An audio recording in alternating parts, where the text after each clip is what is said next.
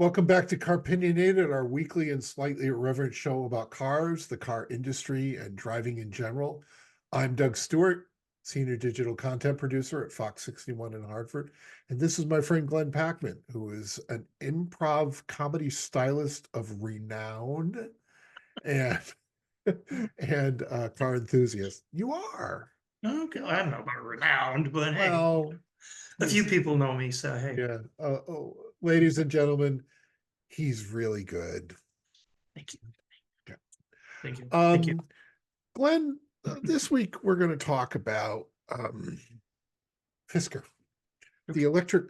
electric car manufacturer, who is going through a rough patch. Mm-hmm. They've had some problems, and we we record these in advance, and so it's quite possible at the time this ends up showing up that something has happened to them. Yeah, we hope not, but All anyway. right. So a brief rundown of what has happened. Um, Consumer Reports called the Fisker Ocean nauseating and inexcusable as a car. Marquez Brownlee, who is a internet YouTuber who reviews tech and cars, just went just like, this is bad, this is bad, this is bad, this is terrible, this is even worse. And their stock took a hit, I believe.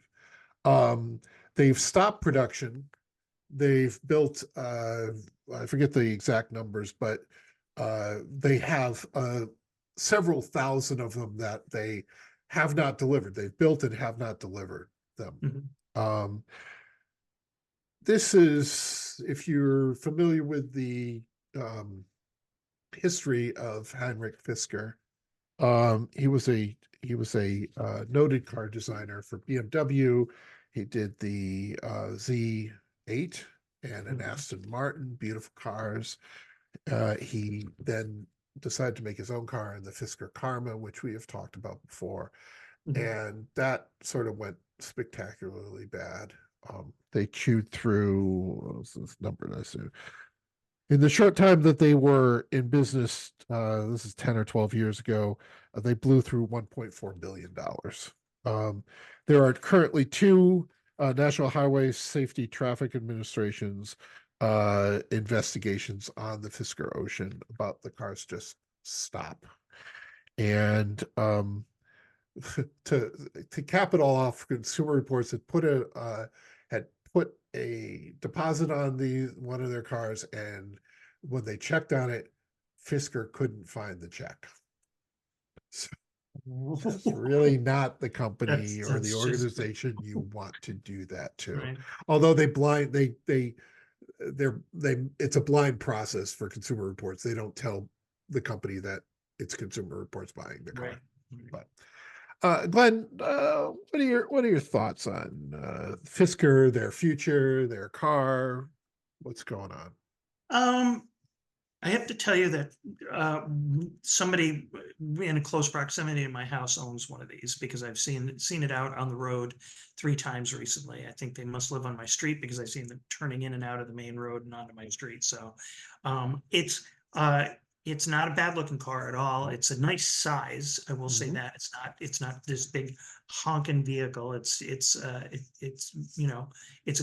nice sized vehicle. Um, uh, I don't think it's going to stand out in the pending ocean of electric SUVs that we're going to see. And if they're already having problems, I would be deeply concerned about buying something into a company that's sort of a standalone when there's so many Mhm. bigger companies that are succeeding at doing this, you know. Um, it just it would make me worried.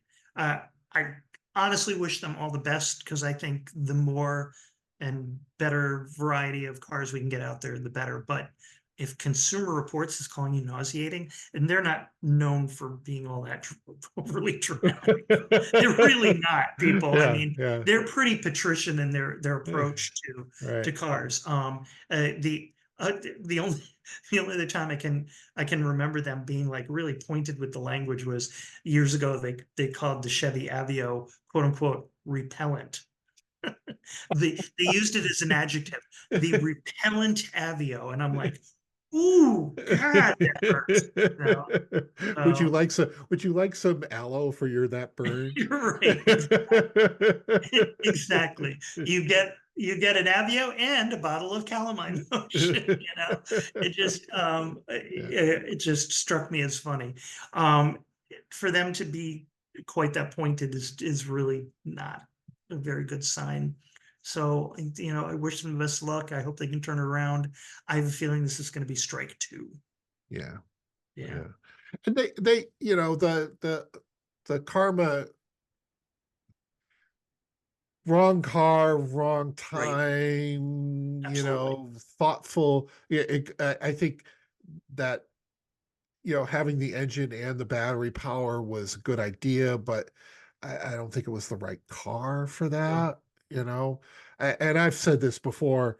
I saw one in Fort Lauderdale years and years ago, and the guy got out of it. We were talking to him, and he's like, "Well, you know, it's really low to the ground, and it's hard to get in and out of, and then drive over, you know, things into the driveway, and like, well, you know, it's Yep. not doing what you need to do."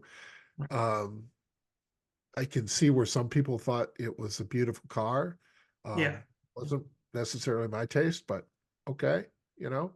And and then there's like a series of catastrophic events that happened, you know, the financial, and then they lost a bunch of them in Hurricane Sandy, Mhm. and you know, so it's problematic. Yeah. Yeah. You know, and Heinrich Fisker has a very well-known name, and you and I saw him speak at the New York Auto Show. I want to say 2009, 2010, somewhere in there. I'd have to look.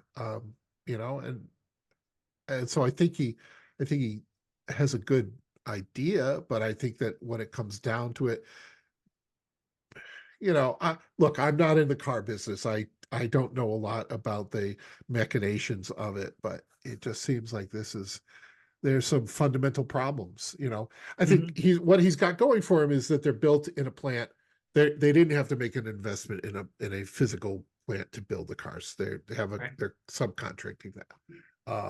And so that's a good thing. I think the design looks really nice. Yeah. I Yeah. think the features on it stand out. The roof, the solar panels on the roof, all the windows going down, all that stuff. That's great. You know, Mhm. but then it comes down to, you know, the cars suddenly come to a stop on the highway, and that's, you know, that's problematic. And you know, it's happened to a bunch of people who are testing it, and you know, they're Yeah. trying to you know, create a problem. The Marquez Brownlee got it from a Mitsubishi dealership, and Oh. then the company traced back to try and figure out which car it was and who had it, and you know, like then they're trying to play detective work. I mean, that's just amateurish, you know. Yeah. Yeah. I don't know. But again, beautiful car, nice Yeah. looking. Yeah. Is it is it enough for, you know, it seems to me that if you're going to roll the dice on a new company like this, and you are going to be rolling the dice on a new company like this, it's got to really, uh, really stand out. I mean, I'm, you know, going way back to like the DeLorean.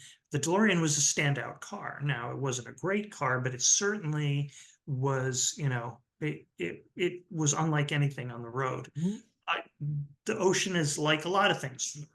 It's a nice looking car. The one that I've seen is really sharp. I just don't know if it has that it factor that people are going to really want to invest in. Not when we just did, for example, the episode on Rivian, which is you know, another standout car from a company that seems to be doing a better job, and that, you know, every last other car maker is on the verge of introducing similar cars from big companies that'll offer a warranty and Mhm. uh, a better product overall. So, you A more know, a product that at least you feel like you have some backing behind it, right. right? You That's what I know, think. Yeah, absolutely. and if, you know, Ford or GM can withstand a lot of problems in a vehicle like that. And GM certainly is having those, but at least at the end of the day, you know that you're not going to spend 50, 60, $70,000 on something that in a year and a half, there's nothing. Right. There, the company is in vapor, Hmm. and then you're stuck with this thing, which Right. then the software doesn't get updated, and then there's no service. Right. How you replace parts, you just have battery powered piece of metal. Right. And I think that people need to, people look long and hard. There's a certain mentality of like, well, I'm going to buy it because it's cool, because it's the next best thing. And great, okay, well, you spend your money, and then sometimes that works out for you, and sometimes it doesn't. And Tesla Tesla has had problems. They've had growing pains, and building a car is hard. Yeah. We don't see all those little pieces, how they come together. And building an electric car is easier than building a internal combustion engine car, because you don't have as many pieces, and it's kind of the idea is simpler.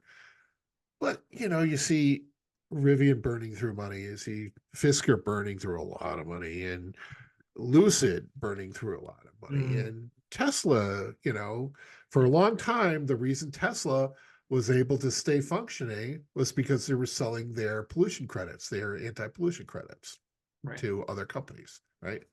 And so, and people, I think people have less of a tolerance for failure in that market now. Hmm. Yes. Yeah. Yep. Absolutely true. Yeah.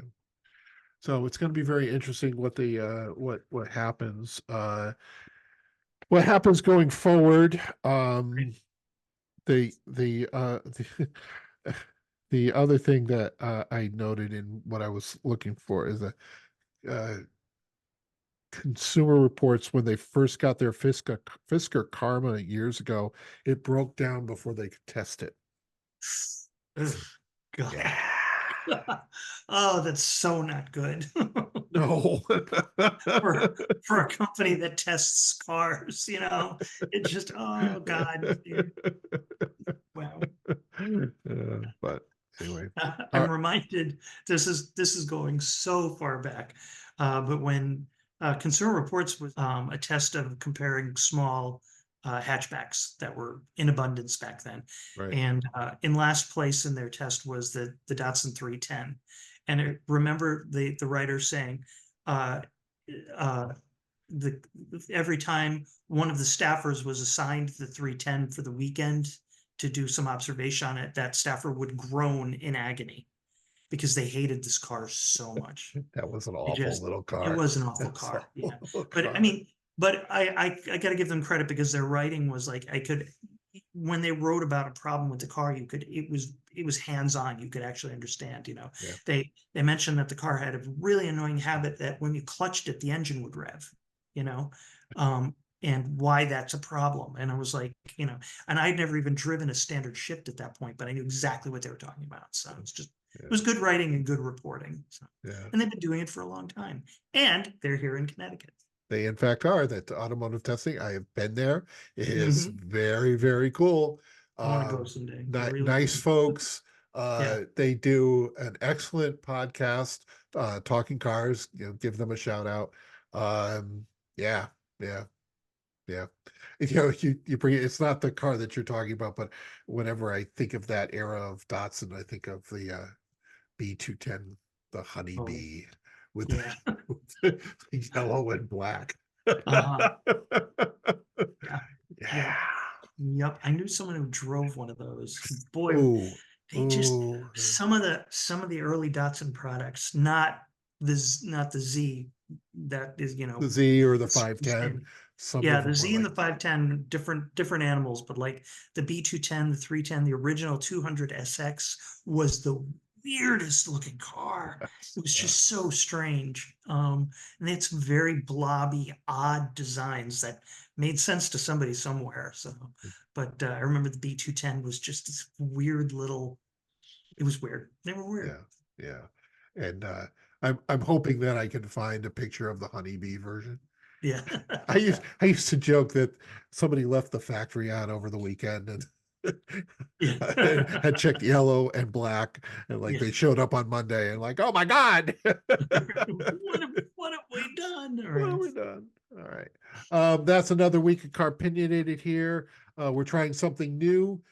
We'd like you to send us your pictures, stories, about that weird car that you love that no one else understands. Send us a minute-long video about the car. Remember to shoot, if you're shooting video, to shoot it this way, horizontally. Right. Thank you, Glenn. Mhm. Do not do this because that's wrong. Especially upside down. Right, right. Uh, and you can send that to dstewart@fox61.com. Put weird cars in the subject line. Would like to hear from you. And you can also put it in the comments below on the YouTube page. When you're there on the YouTube page, if you like what you see, we have more listed under Carpinionated. Like and subscribe. That helps us out. And with that, we're going to be out of here.